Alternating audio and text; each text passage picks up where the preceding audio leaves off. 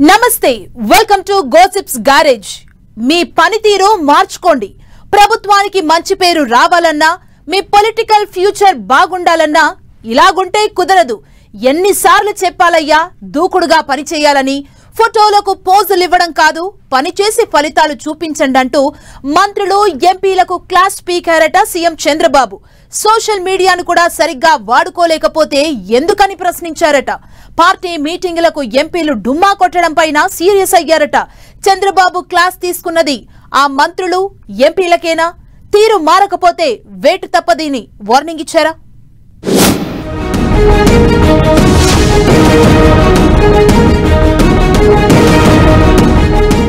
మంత్రులు ఎంపీలకు క్లాస్ పీకిన చంద్రబాబు జిల్లాల వారీగా అమాత్యుల పనితీరుపై రిపోర్ట్ సోషల్ మీడియాను సరిగ్గా వాడుకోకపోవడం పైన ఆరా అధికారంలో ఉన్నాం పదవులొచ్చాయి ఎంజాయ్ చేస్తామంటే కుదరదు ప్రభుత్వంలో ఉన్నది పవర్ను అనుభవించడానికి కాదు ఇష్టం వచ్చినట్లు వ్యవహరిస్తాం ప్రభుత్వానికి చెడ్డ పేరు తీసుకొస్తామంటే ఊరుకునేది లేదు ప్రతి విషయంలో జవాబుదారీగా ఉండాల్సిందే అది నేనైనా మీరైనా అంటూ మంత్రులు ఎంపీలు ఎమ్మెల్యేలను ఎప్పటికప్పుడు అలర్ట్ చేస్తూ వస్తున్నారు ఏపీ సీఎం చంద్రబాబు ఇప్పుడైతే ఏకంగా తీరు మార్చుకోండి అంటూ మంత్రులు ఎంపీలకు చొరకలంటించారు మంత్రుల పనితీరుపై నివేదికలు తెప్పించుకున్న సీఎం ప్రోగ్రెస్ రిపోర్ట్ను వారి ముందు పెట్టి ప్రశ్నించారట యువ మంత్రుల పనితీరుపై సీఎం అసహనం వ్యక్తం చేసినట్లు టాక్ పాతవారిని పక్కనబెట్టి యువతరమని కొత్త వారికి మంత్రి పదవులిస్తే వారిలో ఆ వేగం కనిపించడం లేదని సీరియస్ అయ్యారట చంద్రబాబు తన దగ్గరున్న నివేదికల ఆధారంగా అమాత్యుల పనితీరుపై క్లాస్ తీసుకున్నారట ప్రస్తుత మంత్రివర్గంలో 24 మంది అమాత్యులు ఉంటే 6 సీనియర్లు కాగా 18 మంది కొత్త వారికి అవకాశమిచ్చానని చెప్పారు బాబు వారిలో వేగం ఉంటుందని భావిస్తే దూకుడుగా పనిచేయడం లేదని ప్రజల్లోకి వెళ్లడానికొచ్చిన ఇబ్బందులేంటో చెప్పాలని ప్రశ్నించారట యువ మంత్రులు తమ పనితీరు మార్చుకోకపోతే నష్టపోతామని వార్నింగ్ ఇచ్చారట చంద్రబాబు మంత్రులు తమ శాఖలపై పట్టు సాధించాలని అధికారులతో పని చేయించుకోవాలని దిశానిర్దేశం చేశారట ప్రభుత్వం చేసిన మంచిని ప్రజల్లోకి తీసుకెళ్లడంపై ఫోకస్ చేయాలని మంత్రులకు సూచించారట ఫోటోలకు ఫోజులివ్వకుండా పనిచేసి ఫలితాలు చూయించాలని చొరకలంటించారట ప్రస్తుతం ఉన్న 53% అనుకూల ఓటింగ్ను 60% తీసుకెళ్లాలని అమాత్యులకు హితబోధ చేశారట చంద్రబాబు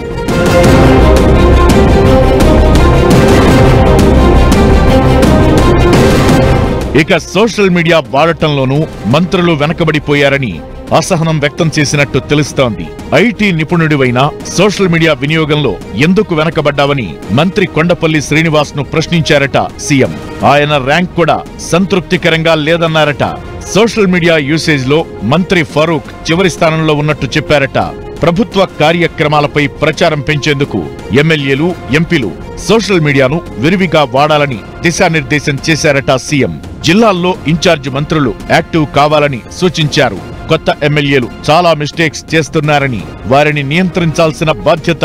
ఇన్ఛార్జ్ మంత్రులదేనని స్పష్టం చేశారు జిల్లాల్లో ఇన్ఛార్జ్ మంత్రి జిల్లాకు చెందిన మంత్రి ఎంపీ కలెక్టర్ ఒక టీంగా పనిచేసి ఫలితాలు సాధించాలని సూచించారు పార్టీ సమావేశానికి కొందరు ఎంపీల గైర్హాజరుపై కూడా చంద్రబాబు అసంతృప్తి వ్యక్తం చేసినట్టు తెలుస్తోంది పార్టీ మీటింగుల కంటే ఇతర కార్యక్రమాలు ఎక్కువ అంటూ ఎంపీలు లావు శ్రీకృష్ణదేవరాయలు అంబికా లక్ష్మీనారాయణను ప్రస్తావిస్తూ ప్రశ్నించారట